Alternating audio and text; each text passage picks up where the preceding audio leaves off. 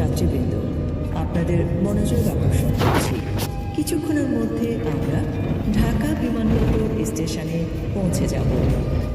ঢাকা বিমানবন্দর স্টেশনে অবতরণকারী যাত্রীগণ, দয়া করে আপনাদের মালামাল গুছিয়ে নিন। কিছু ফেলে গেলেন কিনা দেখে নিন।